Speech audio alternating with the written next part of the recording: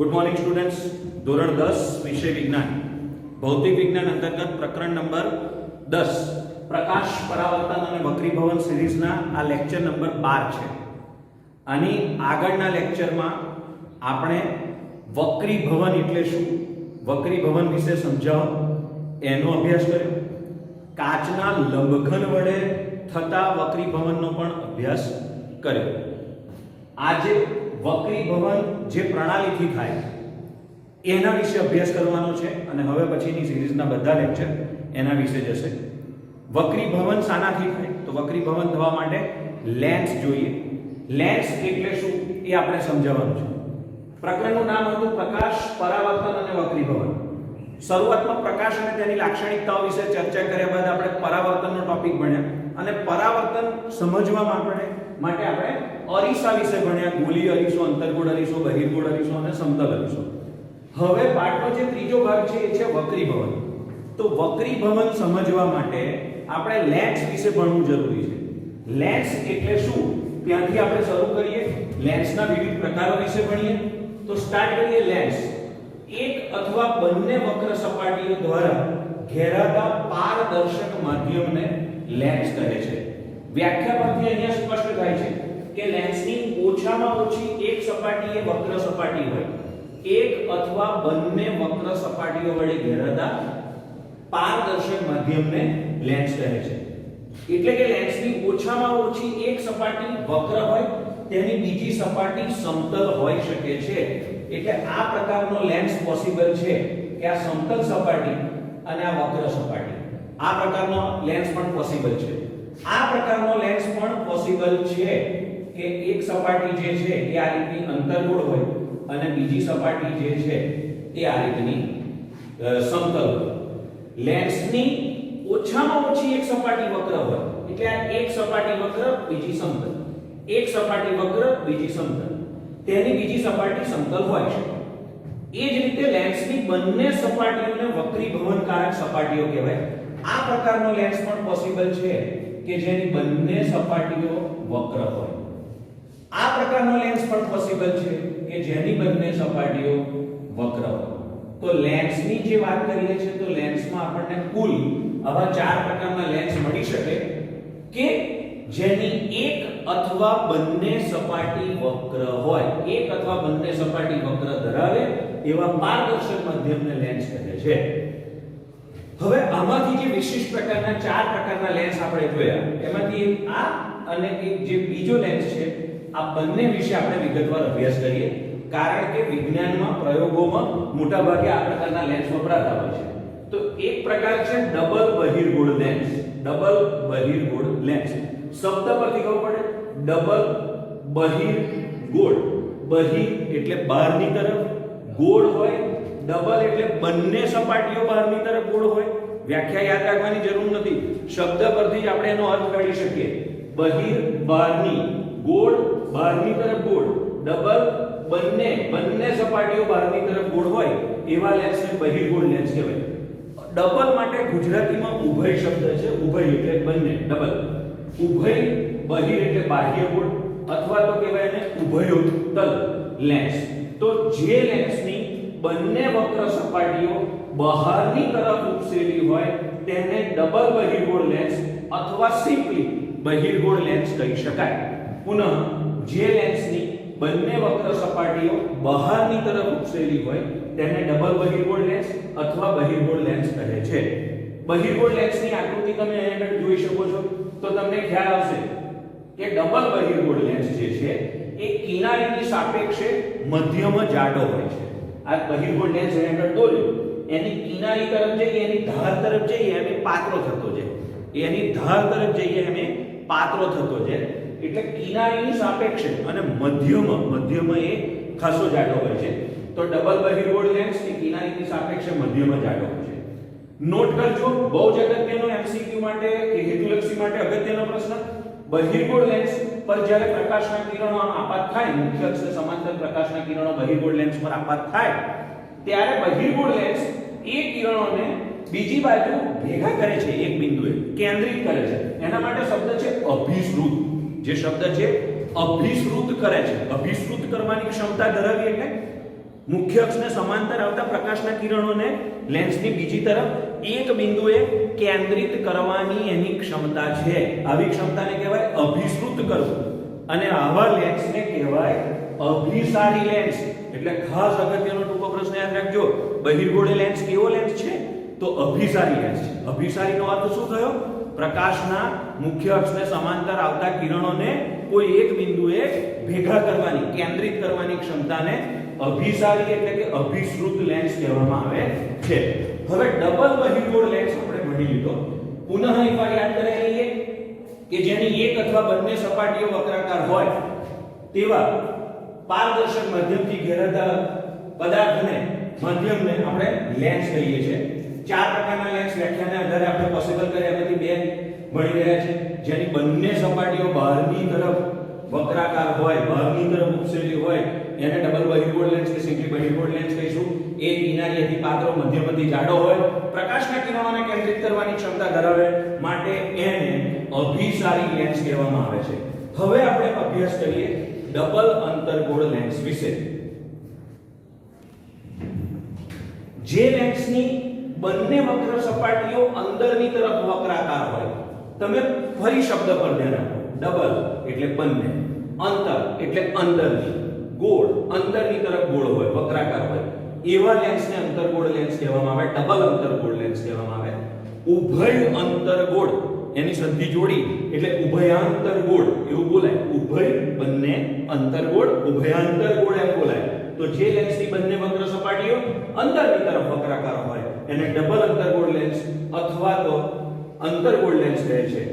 તમે આકૃતિમાં જોઈ શકો છો ડબલ અંતર્ગોળ લેન્સ, અને સમજી પણ શકો છો કે એ જે છે કિનારીએથી જાડો હોય અને મધ્યમથી પાતળો. બહિર્ગોળ જે છે એ કિનારીએથી પાતળો, મધ્યમથી જાડો.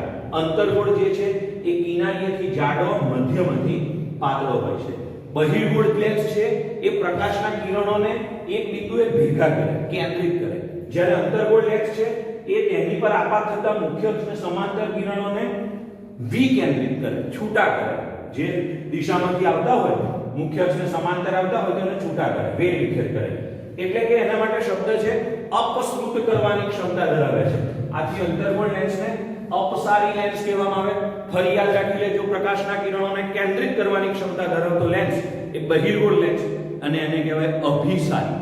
જ્યારે પ્રકાશના કિરણોને વિકેન્દ્રિત કરે એવા લેન્સને કહેવામાં આવે અપસારી લેન્સ કહેવામાં આવે. તો આ સાથે આપણે લેન્સ એટલે શું અને લેન્સના બંને પ્રકારો વિશે વિગતવાર અભ્યાસ કર્યો છે. આગળ આપણે લેન્સના સંદર્ભમાં જે વ્યાખ્યાઓ છે, અરીસાના સંદર્ભમાં જેવી વ્યાખ્યાઓ હતી એવી લેન્સના સંદર્ભમાં પણ વ્યાખ્યાઓ છે. એવી 6 વ્યાખ્યાઓનો અભ્યાસ આપણે લેન્સના સંદર્ભમાં આજે કરવાના છે. વિડિયો પોઝ કરી આ નોટ્સ લખી લેજો, ત્યારબાદ આપણે આગળ વધીએ અને 7 વ્યાખ્યાઓનો અભ્યાસ કરીએ.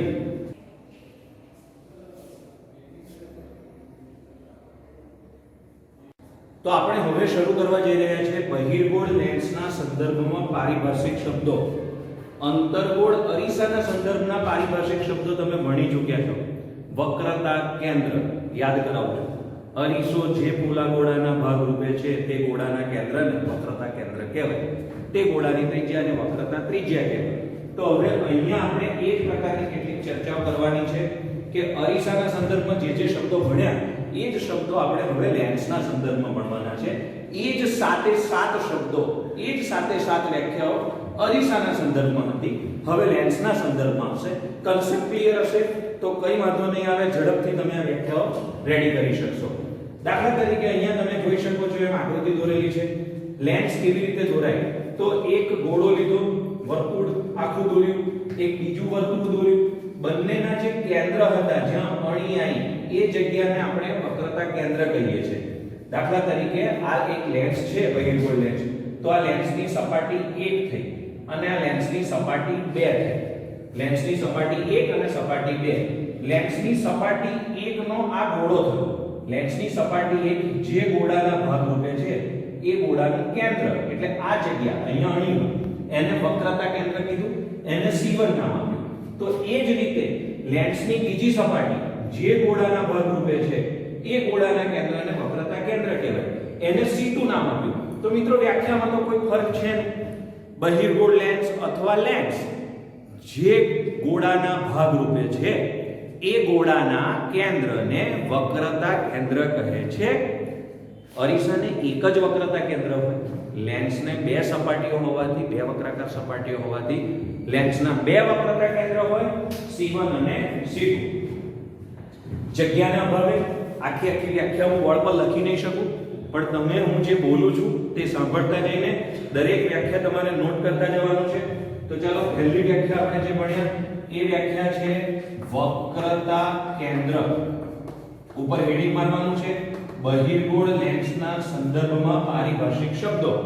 અને પહેલી વ્યાખ્યા આપણે ભણ્યા વક્રતા કેન્દ્ર. લેન્સની વક્ર સપાટી જે પારદર્શક ગોળાના ભાગ રૂપે છે તે ગોળાના કેન્દ્રને વક્રતા કેન્દ્ર કહે છે. ચાલો ફરીવાર બોલું છું. લેન્સની વક્ર સપાટી જે પારદર્શક ગોળાના ભાગ રૂપે છે તે ગોળાના કેન્દ્રને લેન્સનું વક્રતા કેન્દ્ર કહે છે. બીજા મુદ્દામાં લખવાનું લેન્સની બે વક્ર સપાટીઓ હોવાથી લેન્સના બે વક્રતા કેન્દ્ર હોય છે C1 અને C2. તો વિડિયો પોઝ કરીને આ વ્યાખ્યા હું જે બોલ્યો તે ફરી સાંભળી લો અને તેને લખી પણ લો. વક્રતા કેન્દ્ર બે હોય C1 અને C2. જોડેની આકૃતિમાં પણ તમને જોવા મળે છે કે આ લેન્સ લીધો, લેન્સની સપાટી 1 સપાટી 2. સપાટી 1 જે છે એ ગોળામાં વક્રતા કેન્દ્ર C1 કીધું, સપાટી 2 નું વક્રતા કેન્દ્ર C2 કીધું. આકૃતિ ભલે ગમે તેવી દોરેલી રહે, તમને હું જેટલું દેખાડું એટલું જ જોવાનું છે. અત્યારે તમારે એટલી જ કલ્પના કરવાની છે કે લેન્સ દોર્યો છે, ગોળો છે, એનું આ વક્રતા કેન્દ્ર C1 અને C2. તો આપણી પહેલી વ્યાખ્યા પૂર્ણ થઈ. ચાલો બીજી વ્યાખ્યા લઈએ. વક્રતા ત્રિજ્યા. વક્રતા ત્રિજ્યા. લેન્સની વક્ર સપાટી જે ગોળાના ભાગરૂપે છે, બહિર્ગોળ લેન્સની વક્ર સપાટી જે ગોળાના ભાગરૂપે છે તે ગોળાની ત્રિજ્યાને વક્રતા ત્રિજ્યા કહે છે. આગલી વ્યાખ્યામાં કેન્દ્ર શબ્દ હતો એને રિપ્લેસ કર્યો ત્રિજ્યા વડે. પણ આપણી બીજી વ્યાખ્યા લેન્સની વક્ર સપાટીઓ જે ગોળાના ભાગરૂપે છે તે ગોળાની ત્રિજ્યાને વક્રતા ત્રિજ્યા કહેવાય. વર્તુળમાં ત્રિજ્યા તમને ખબર જ છે, કેન્દ્રથી વર્તુળ પરના કોઈ પણ બિંદુ સુધીનું અંતર એને ત્રિજ્યા કહેવાય. ઉદાહરણ તરીકે આ ગોળામાં આ કેન્દ્રથી આટલો ભાગ એટલે વક્રતા ત્રિજ્યા. પહેલી વક્ર સપાટીનું કેન્દ્ર C1 તો પહેલા ગોળાની વક્રતા ત્રિજ્યા R.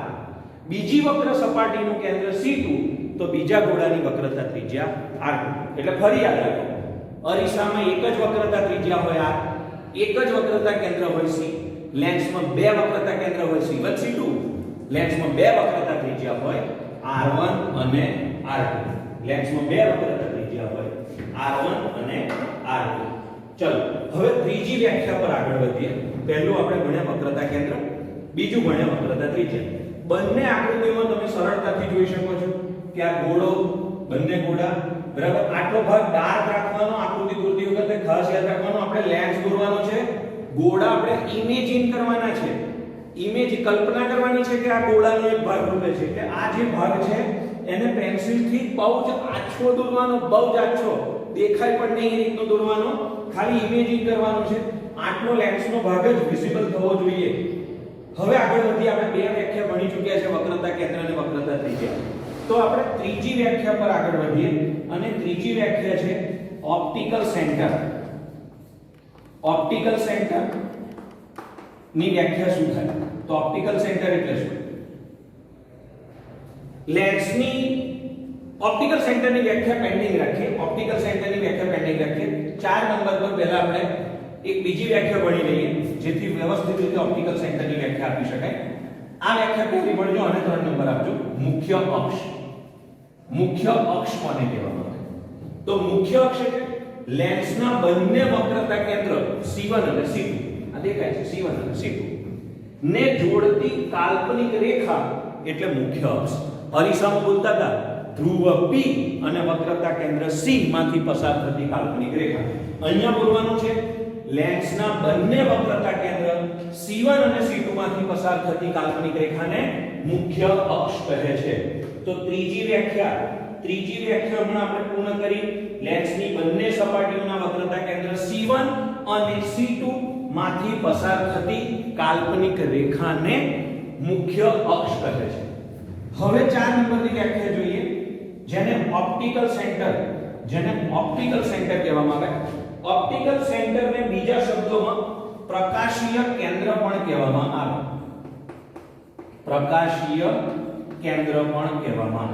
તો પ્રકાશીય કેન્દ્ર એ શું છે? તો પ્રકાશીય કેન્દ્ર એ છે લેન્સની મુખ્ય અક્ષ પર આવેલું લેન્સનું મધ્ય કેન્દ્ર. આ લેન્સની મુખ્ય અક્ષ છે અને એની પર આવેલું આ યલો કલરની લાઈન જે C1 C2 માંથી પસાર થાય છે લેન્સની મુખ્ય અક્ષ છે. એની પર આવેલું લેન્સનું મધ્ય કેન્દ્ર બરાબર વચ્ચે એને કહેવામાં આવે ઓપ્ટિકલ સેન્ટર અથવા તો પ્રકાશીય કેન્દ્ર. ચલો 4 વ્યાખ્યા થઈ ગઈ. એકવાર રિવાઇઝ કરી લઈએ. પહેલી વ્યાખ્યા હતી વક્રતા કેન્દ્ર. લેન્સની વક્ર સપાટીઓ જે ગોળાના ભાગ રૂપે છે તે ગોળાના કેન્દ્રને વક્રતા કેન્દ્ર કહે છે. વક્રતા કેન્દ્ર બે હોય C1 અને C2. વક્રતા ત્રિજ્યા લેન્સની વક્ર સપાટીઓ જે ગોળાના ભાગ રૂપે છે તે ગોળાની ત્રિજ્યાને કહેવામાં આવે વક્રતા ત્રિજ્યા. લેન્સની બે વક્રતા ત્રિજ્યા હોય R1 અને R2. આ કેન્દ્રથી ઓપ્ટિકલ કેન્દ્ર સુધીનું અંતર એટલે વક્રતા ત્રિજ્યા. તો ત્રીજી વ્યાખ્યા મુખ્ય અક્ષ. લેન્સના બંને વક્રતા કેન્દ્ર C1 અને C2 ને જોડતી કાલ્પનિક રેખાને કહેવાય મુખ્ય અક્ષ. ચોથી વ્યાખ્યા પ્રકાશીય કેન્દ્ર અથવા ઓપ્ટિકલ સેન્ટર. તો લેન્સની મુખ્ય અક્ષ પર આવેલું લેન્સનું મધ્ય કેન્દ્ર એટલે એનું ઓપ્ટિકલ સેન્ટર. હવે અતિ અગત્યની અને ઇમ્પોર્ટન્ટ વ્યાખ્યા મુખ્ય કેન્દ્ર. અતિ અગત્યની અને ઇમ્પોર્ટન્ટ વ્યાખ્યા મુખ્ય કેન્દ્ર. બહિર્ગોળ લેન્સની મુખ્ય અક્ષને સમાંતર. શરૂઆત કરું છું. બહિર્ગોળ લેન્સની મુખ્ય અક્ષ આ જે લાઈન છે એને સમાંતર આપાત થતા કિરણો. આપાત કિરણ લખ્યું છે વક્રીભવન પામીને. અરીસો હોય તો શબ્દ વાપરવાનો પરાવર્તન પામીને. લેન્સ હોય તો શબ્દ વાપરવાનો વક્રીભવન પામીને લેન્સની બીજી તરફ જે બિંદુએ કેન્દ્રિત થાય. ફરી યાદ કરો. બહિર્ગોળ લેન્સની મુખ્ય અક્ષને સમાંતર આપાત થતા કિરણો વક્રીભવન પામીને લેન્સની બીજી તરફ જે બિંદુએ કેન્દ્રિત થાય તે બિંદુને લેન્સનું મુખ્ય કેન્દ્ર કહે છે. સામાન્ય રીતે કાર્ટેશિયન સંજ્ઞા પ્રણાલીમાં વસ્તુ અરીસાની ડાબી બાજુ લેન્સની ડાબી બાજુ મૂકવામાં આવેલી હોય છે. પ્રતિબિંબ જમણી બાજુ મળે છે એટલે આપણે આ પ્રકારની પ્રણાલી લીધી છે. પણ જો એમ માની લઈએ કે પ્રકાશના કિરણો આ તરફથી આપાત થાય છે તો વક્રીભવન પામીને આ જગ્યાએ કેન્દ્રિત થશે. એમ માની લઈએ કે જમણી બાજુથી આપાત થાય છે તો વક્રીભવન પામીને ડાબી બાજુએ કેન્દ્રિત થશે. એમ માની લઈએ કે ડાબી બાજુએથી આપાત થાય છે તો વક્રીભવન પામીને જમણી બાજુએ કેન્દ્રિત થશે. અર્થ એનો એ થયો કે લેન્સના બે મુખ્ય કેન્દ્ર હોય. બધું ડબલ. લેન્સની વક્ર સપાટીઓ બે થાય, અરીસાની એક જ થાય. લેન્સની વક્ર સપાટી બે એટલે વક્રતા કેન્દ્ર પણ બે C1 C2. વક્રતા ત્રિજ્યા પણ બે R1 R2. મુખ્ય કેન્દ્ર પણ બે F1 F2.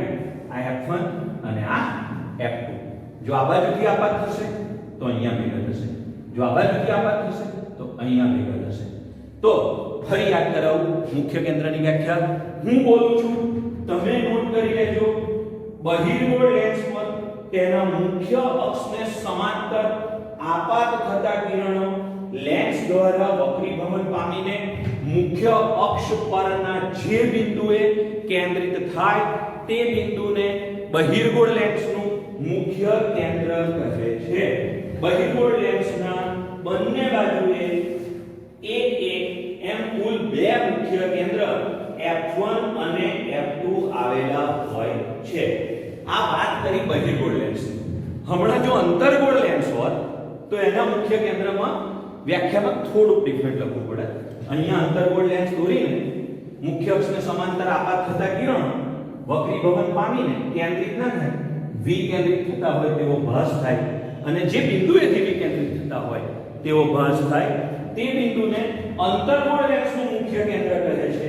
એટલે જો અંતર્ગોળ લેન્સના મુખ્ય કેન્દ્રની વ્યાખ્યા પૂછે તો એવું લખાય કે અંતર્ગોળ લેન્સની મુખ્ય અક્ષને સમાંતર અંતર્ગોળ લેન્સ, આમે અંતર્ગોળ લેન્સ દોર્યો, આ એની મુખ્ય અક્ષને સમાંતર આપાત થતા કિરણો દોર્યા, વક્રીભવન પામીને એ વિકેન્દ્રિત થાય છે આપણે સૌ જાણીએ છીએ।